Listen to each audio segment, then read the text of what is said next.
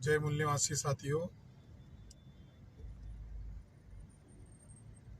9 सितंबर भारत बंद को लेकर महत्वपूर्ण जानकारी और सूचना देने के लिए मैं लाइव हुआ हूँ।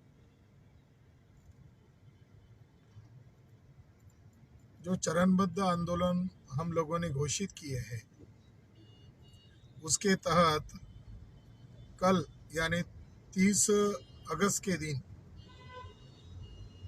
तीसरा चरण है।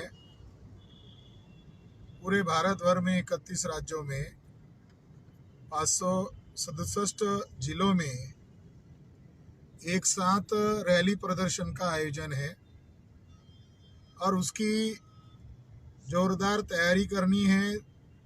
तैयारी चल भी रही है, मगर बड़े पैमाने पर इसकी तैयारी करनी है।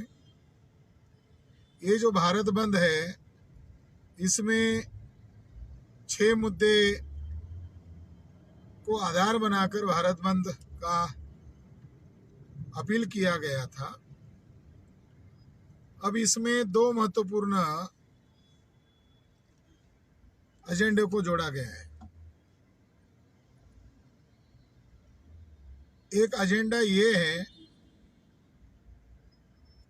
कि राखी गढ़ी जो मूल निवासियों की पहचान, सिंधु सभ्यता का एक हिस्सा हरियाणा के हिसार जिले में राखी गढ़ी है और उसमें 5000 साल पुराने कंकाल मिले और उन कंकाल का वैज्ञानिक लोगों ने वैज्ञानिक ढंग से अध्ययन किया, यानी डीएनए अनुसंधान किया गया। तो उस राखी गढ़ी के अंदर जो कंकाल मिले, उसमें डीएनए वजूद में मिली और वो डीएनए रिपोर्ट 2019 में इंटरनेशनल लेवल पर पब्लिकली सबको डिक्लेयर कर दिया गया। इंटरनेशनल जर्नल में प्रकाशित करते हुए, सेल नामक इंटरनेशनल मान्यता प्राप्त जर्नल है, साइंस जर्नल है, इसमें प्रकाशित किया और उसमें हेडिंग में ही लिखा गया कि इसके अंदर ब्राह्मणों का डीएनए नहीं मिला। ब्राह्मणों के जो भाई बंद है वो वेस्ट यूरेशिया में हैं और उनको साइंस की भाषा में स्टेप पैस्टोरलिस्ट यामनिया कम्युनिटी कहते हैं। तो उनका डीएनए नहीं मिला और उस कंकाल में मूल निवासी लोगों का ही डीएनए मिला। ब्राह्मणों का डीएनए R1A1 है और भारत के मूल निवासी लोगों का डीएनए L3MN है। इस आधार पर ब्राह्मण विदेशी है। वो जो 5000 साल पुराना जो कंकाल मिला, उसमें ब्राह्मणों का डीएनए क्यों नहीं मिला? तो साइंटिस्ट लोगों का कहना है कि तब भारत में ब्राह्मण आए ही नहीं थे। ब्राह्मणों का भारत में जो आगमन हुआ वो BC 2000 से लेकर 1700 में हुआ, यानी आज से 4000 वर्ष पहले हुआ। वो मूल निवासियों की सभ्यता है। वो 500 हेक्टेयर में वो सभ्यता फैली हुई है और ये बहुत बड़ी विशाल सभ्यता है और दुनिया के लोग भी इस सभ्यता को जानना चाहते हैं। अब डीएनए ने सिद्ध कर दिया है कि वो मूल निवासियों की सभ्यता है। 2019 चला गया, अब 2023 चल रहा है। आर्कियोलॉजिकल सर्वे ऑफ इंडिया के लोगों के द्वारा उसका अभी तक कोई उत्खनन कार्य नहीं किया गया है।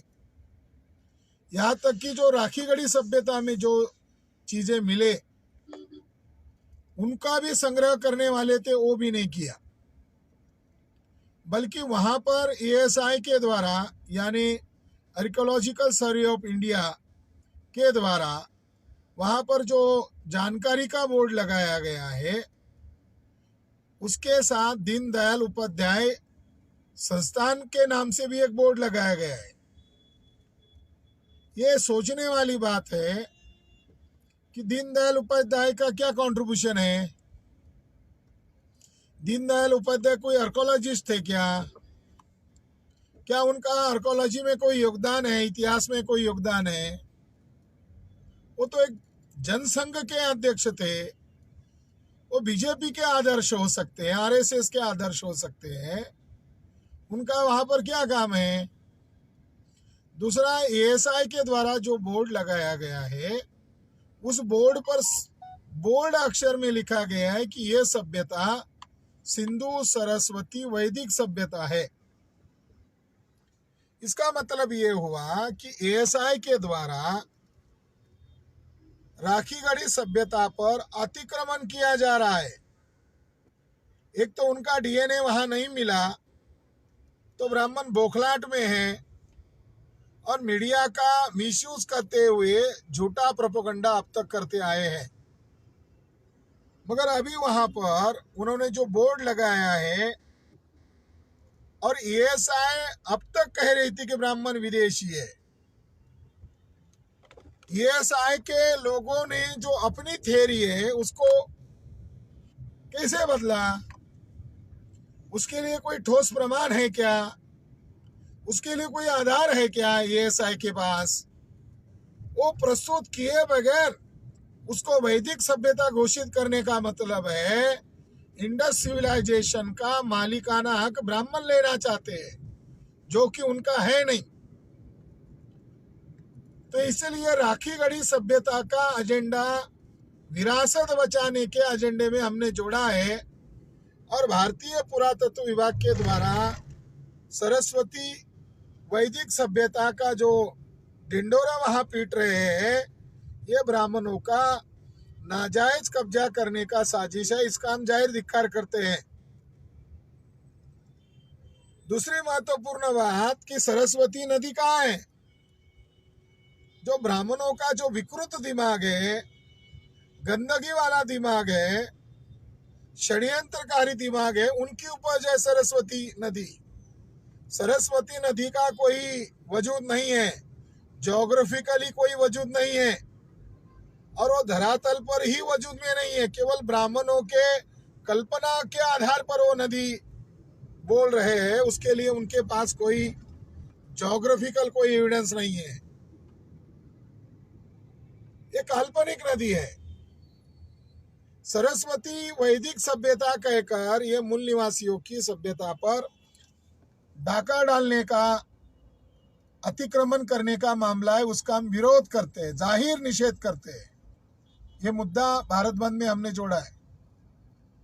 तीसरी महत्वपूर्ण बात है राखीगढ़ी के संदर्भ में, जो उस गांव के निवासी लोग हैं, राखीगढ़ी इस गांव के जो मूल निवासी लोग निवासी है, उनको अभी तक एएसआई और बीजेपी, हरियाणा स्टेट गवर्नमेंट हो या केंद्र सरकार हो, उनके द्वारा अभी तक मुआवजा नहीं दिया गया है। 500 हेक्टेयर एरिया की जमीन पर वो कब्जा एएसआई कर रही है, और वहाँ के जो किसान लोग हैं, वहाँ के जो मूल निवासी लोग हैं, उनको वहाँ से खदेड़ रहे हैं, उनको उनकी बात तक नहीं सुन रहे। जो लोग ढिंडोरा पीट रहे हैं कि बड़ी सभ्यता मिली, दुनिया के लोग वाहवाही कर रहे हैं, मगर बीजेपी आरएसएस के लोग वहाँ के मूल निवासी लोगों को उस गांव से खदेड़ रहे हैं, उनको मुआवजा नहीं दे रहे। 500 हेक्टेयर एरिया का मुआवजा सरकारी कानून के अनुसार, भारत सरकार के कानून के अनुसार उनको मिलना चाहिए। इसके लिए हम कोर्ट में भी लड़ाई लड़ेंगे, और इसको भारत बंद के एजेंडे में भी इस मुद्दे को हमने जोड़ा है। डेक्कन कॉलेज का ही वसंत शिंदे है। वसंत शिंदे आरएसएस बीजेपी के द्वारा खरीदा गया व्यक्ति है। वसंत शिंदे को ये जानकारी मिली कि वहाँ प्राचीन धरोहर है, वहाँ वो गए। उनको जिन लोगों ने मदद किया, जो भी चीज उनको मिली, एंशियंट मॉन्यूमेंट्स मिले, तो वहां के स्थानिक लोगों का आरोप है वसंत शिंदे के ऊपर कि वसंत शिंदे ने वो चीजें 2-2 करोड़ रुपए के बदले में फॉरेन के लोगों को बेचा। जिन लोगों ने वसंत शिंदे को साथ सहयोग किया उनका यह आरोप है।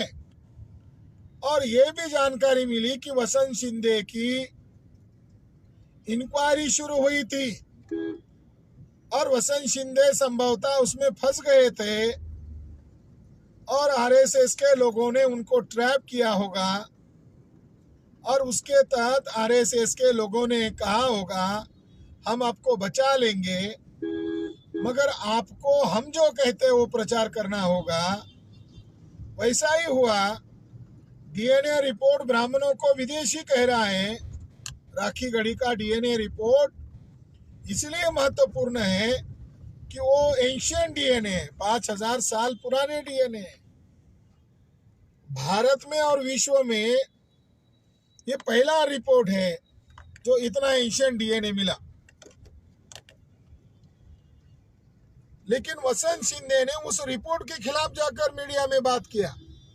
उसके बदले में एक भ्रष्टाचार का मामला है, लेन देन का मामला है और ये राष्ट्रद्रोही कृत्य वसंत शिंदे जैसे एक प्रोफेसर ने किया। जो डेक्कन कॉलेज है,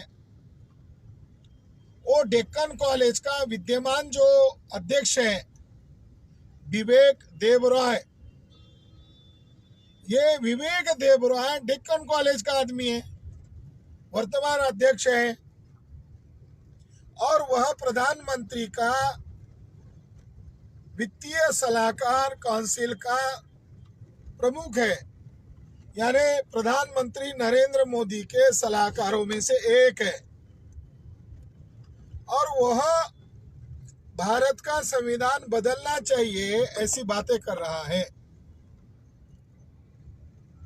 ये दोनों बातें अगर समझ लिया जाए कि ब्राह्मणों का डीएनए राखी गढ़ी सभ्यता में न मिलना और डेक्कन कॉलेज के प्रोफेसर का उस रिपोर्ट के खिलाफ जाकर इस्तेमाल करना, उसके लिए डीलिंग करना, और उसी संस्था का आदमी विवेक देबरॉय संविधान बदलने की सलाह देना और उन बातों को पब्लिकली उछालना, ये डेक्कन कॉलेज के ब्राह्मण लोग और जो संस्था का प्रेसिडेंट अध्यक्ष है उसके द्वारा किया जा रहा है। तो डीएनए के आधार पर ब्राह्मण विदेशी है, ये बात को वो नकार नहीं सकते हैं। डीएनए उनके खिलाफ है और उसी संस्था का एक अध्यक्ष पब्लिकली संविधान के खिलाफ बयान दे रहा है, प्रधानमंत्री के सलाहकार होने के नाते बयान दे रहा है। ये राष्ट्रद्रोही कृत्य है। इन दोनों घटनाओं को अगर देख लिया जाए तो इससे निष्कर्ष निकलता है कि ब्राह्मण विदेशी है, ये तो प्रमाणित हो गया है, मगर ब्राह्मणों को जो नागरिकत्व मिला है वो भारत का संविधान बदलने के लिए थोड़ी मिला है। बल्कि हम तो ये कहेंगे कि पार्लियामेंट में अमेंडमेंट करना चाहिए, संविधान में अमेंडमेंट करना चाहिए। 1950 में तो कोई डीएनए अनुसंधान जैसी प्रगत शाखा नहीं थी। अब डीएनए अनुसंधान से ब्राह्मण विदेशी सिद्ध हो गया है। ब्राह्मणों की नागरिकता को खारिज करना चाहिए।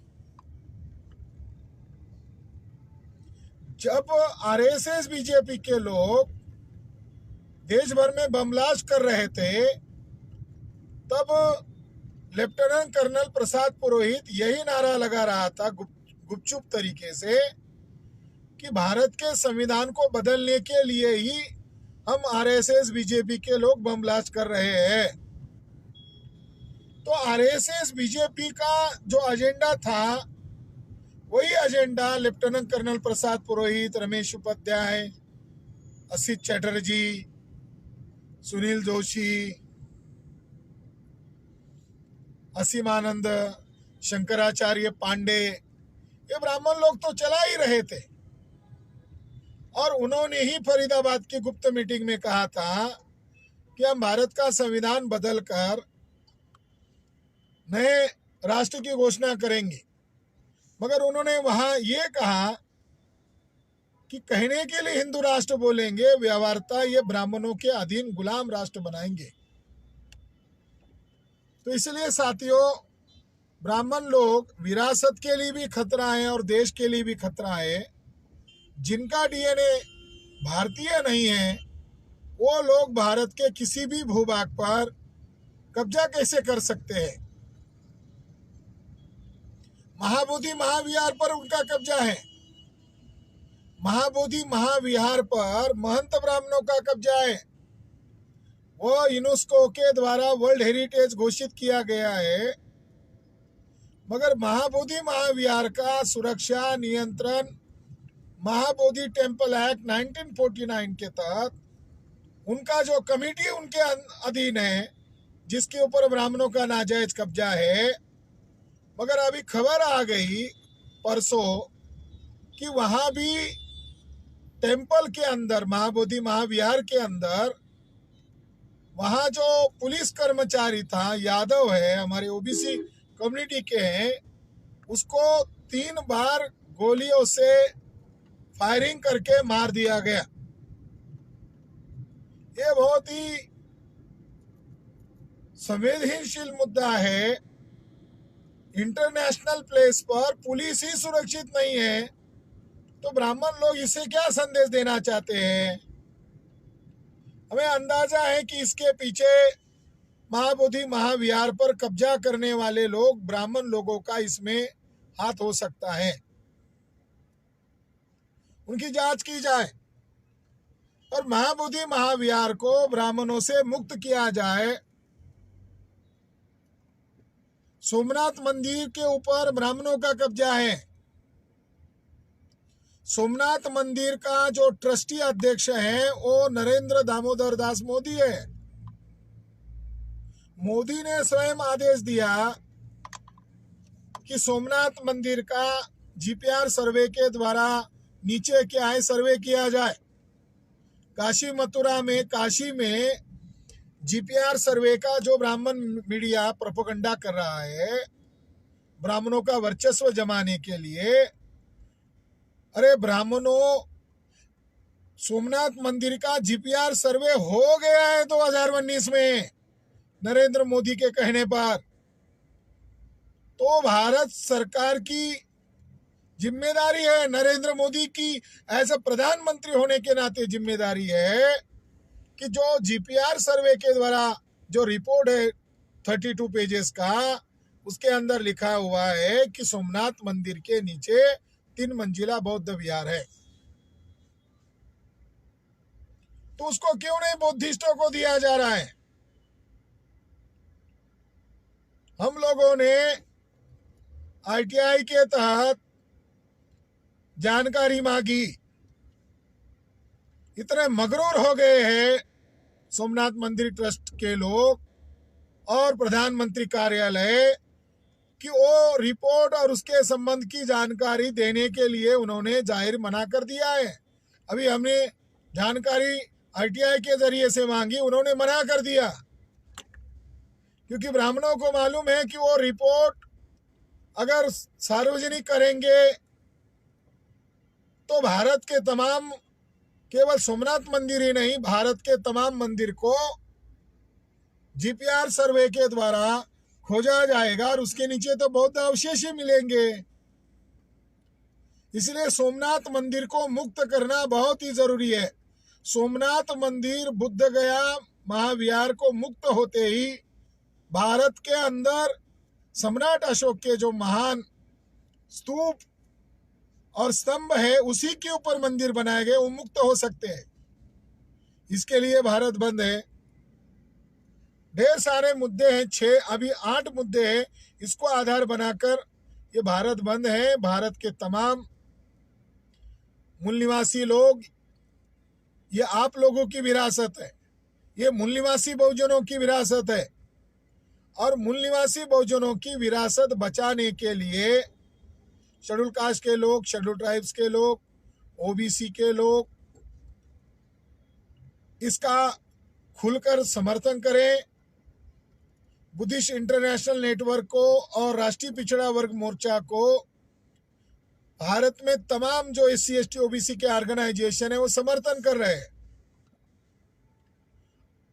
आप लोग भी समर्थन में वीडियो डालें, अपने अपने ऑर्गेनाइजेशन के लेटर पैड पर लिखित में दे, इसका ज्यादा से ज्यादा प्रचार करें, क्योंकि ब्राह्मणवाद को चुनौती देने वाला, ब्राह्मणवाद को नकारने वाला और ब्राह्मणों के तानाशाही को नकारने वाला ये बहुत महत्वपूर्ण आंदोलन है। 9 सितंबर को मूल निवासी बहुजनों की विरासत बचाने के आंदोलन के लिए तन मन धन से इसमें सहभागी हो जाए, इसका साथ सहयोग करे और ज़्यादा से ज़्यादा बड़े पैमाने पर अपने अपने सोशल मीडिया पर इसका प्रचार करें। धन्यवाद। नमो बुद्धाय। जय भीम। जय मूल निवासी।